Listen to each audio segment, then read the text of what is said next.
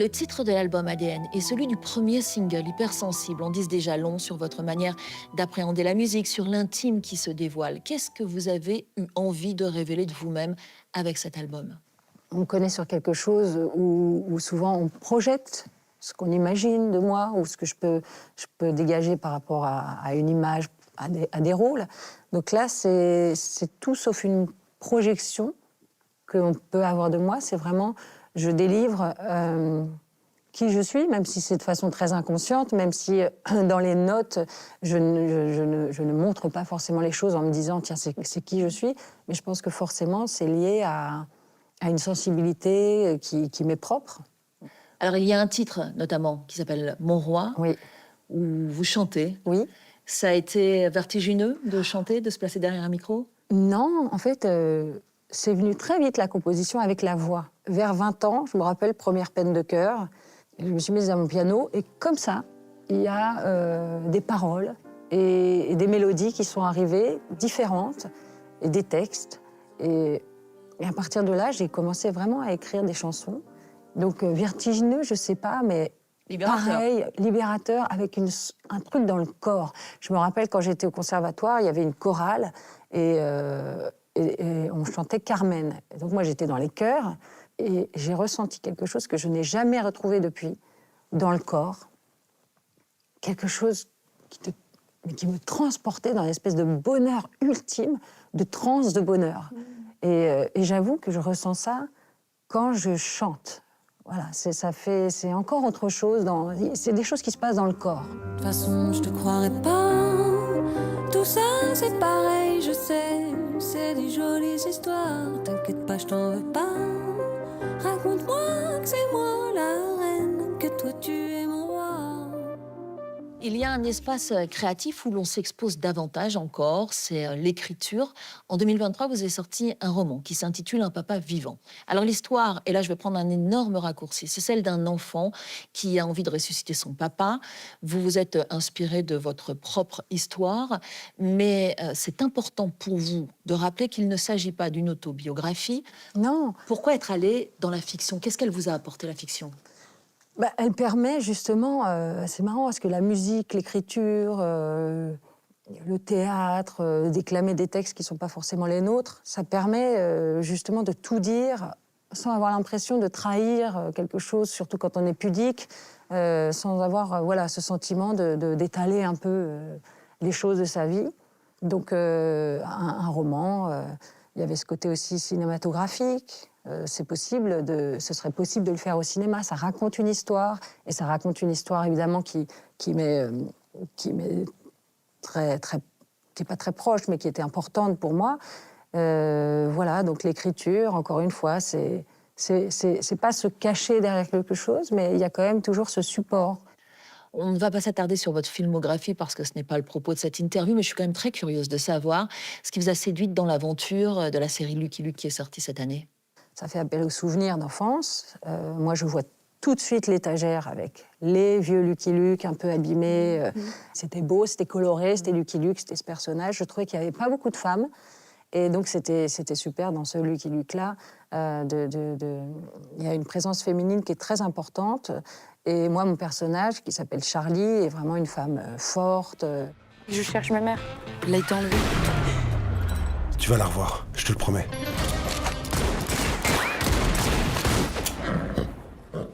C'est super à faire, quoi. On fait du cheval, on tire au pistolet. C'était un peu un rêve d'adulte qui retourne en enfance, quoi. On se rend à présent au très chic hôtel San Régis où Jessica Préalpato réinvente le goûter comme une expérience gastronomique à part entière. Sacrée meilleure pâtissière au monde en 2019, elle a bouleversé les codes avec sa philosophie de la desseralité, des desserts moins sucrés, plus végétaux, où le produit est roi. Aujourd'hui, elle publie un livre, Empreinte, et nous ouvre les portes de sa cuisine. Jessica, au cœur de votre ouvrage, il est question du vivant, des producteurs, des saisons. C'était important pour vous de ne pas parler uniquement du goût? Oui, c'était important parce que pour moi, c'était vraiment tout le cheminement que j'avais commencé à mettre en place du temps du Plaza Athénée avec Alain Ducasse, où on avait toute cette démarche qui était vraiment le sourcing, le produit, le producteur, et remettre vraiment ça au centre de l'assiette. Le goût est important aussi, on ne le laisse pas de côté, mais c'est vrai que c'était pour moi la base, c'est de savoir d'où ça vient, comment ça pousse, qui les récolte, qui les ramasse aussi et qui nous les envoie. Donc pour moi, c'était important vraiment d'avoir tout ce lien avant de pouvoir proposer des recettes et de mettre le goût en avant. Ouais. Vous venez de parler d'Alain Ducasse, justement, avec lui, vous avez inventé ce concept de desseralité. Concrètement, qu'est-ce que ça change dans l'assiette? Alors, dans l'assiette, la desseralité, c'était quelque chose de très brut. Voilà, vous repartiez du produit, le produit brut, à quoi ça ressemble, quel goût ça a. Et après, à côté de ça, on vient le sublimer. On n'allait pas poser le pamplemousse comme ça dans l'assiette avec l'amertume, l'acidité, mais on essayait vraiment de garder ces saveurs-là et de pouvoir les travailler de différentes façons pour que ça devienne vraiment accessible et agréable aux clients. Et à côté de ça, la saison était très importante aussi. C'était ce concept de dessert mélangé à la naturalité. Voilà. Et donc, on ajoute peu de choses. Peu de sucre, en tout cas. Oui, après, quand il y en a besoin, on en ajoute. Oui. On ne va pas se mentir, parce que ça reste un produit d'assaisonnement, mais on va le travailler différemment. Ici, au St-Régis, vous proposez un goûter en plusieurs séquences. On n'est pas loin de l'expérience gastronomique. Oui, je suis née là-dedans, donc j'ai continué ici au St-Régis en créant des étapes. J'avais du mal à me dire, voilà, on va créer un goûter, on va poser un stand sur la table avec tous les gâteaux. Déjà, je sais pas faire de petits gâteaux individuels, c'est pas du tout mon univers. Et donc, du coup, on a recréé toutes les séquences. Et c'est vrai que c'est des choses qui arrivent, qui sont cuites à la minute. Le dessert assiette est dressé à la minute. Il y a de la glace, il y a des sorbets. Ouais, Il y a combien de séquences? Il y en a 4. Wow. Et ça se passe bien. J'imagine. J'ai l'impression que ce qui existe déjà ne vous intéresse pas tellement. Non. Non,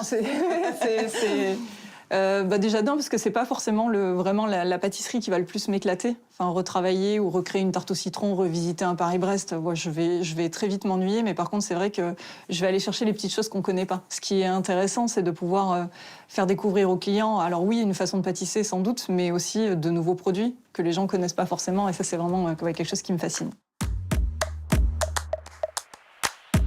Qu'est-ce qu'on va préparer de bon? On va préparer un petit sablé à la farine de châtaigne et miel de châtaignier. Donc il y a un goût vraiment assez boisé, tu vas voir, au niveau de l'amertume. Ouais. C'est assez simple. Donc on va mettre d'abord la farine et je vais la mélanger avec du beurre. Et on va attendre que ce soit bien sablé. Donc tu n'aimes pas compter, tu n'aimes pas peser, mais là tu as pesé quand même. Ouais, on est obligé de poser un petit peu. Il y a des recettes où je suis quand même assez réglo dans les clous au niveau des pesées. Une fois qu'on a rajouté le sucre et que c'est bien sablé, on va ajouter l'œuf. Là, le mélange il commence à être bien homogène. On va la mettre entre deux papiers sulfurisés. Après, on va les mettre en cuisson au four. D'accord. Voilà, tu vois, là, ils sont cuits, donc on les a laissés refroidir. Alors, nous, on adore ça dès que c'est un tout petit peu brûlé. Il y a ce côté un petit peu toasté et assez sympa, du coup, de la farine de châtaigne qui ressort. D'accord. Donc, par-dessus, on vient ajouter du miel de châtaignier, des petites graines de sarrasin. Je goûte alors. Avec plaisir. C'est bon parce qu'on a le côté très farineux du sarrasin. Et c'est le vrai que côté la farine de sucré châtaigne, salé que ressent un petit peu, c'est hyper bon.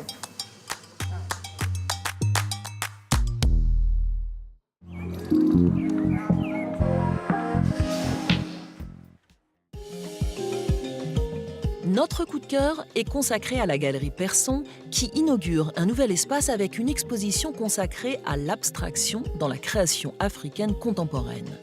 Rencontre avec un galeriste qui défend une scène artistique en pleine effervescence. Bonjour Christophe. Bonjour et bienvenue. Merci de nous accueillir. Avec plaisir. Vous défendez depuis longtemps les scènes africaines contemporaines. Qu'est-ce que ces artistes ont à apporter, en particulier au langage de l'abstraction ? Alors ces artistes africains, ils apportent à l'abstraction beaucoup de narration. Et c'est vrai qu'on s'est rendu compte que très souvent, il y a des tableaux qui semblent abstraits, mais qui en réalité racontent une histoire. Et que parfois, cette histoire, on ne la comprend pas, mais plus par ignorance de la culture africaine. Et c'est ce qu'on a voulu montrer au travers de cette exposition.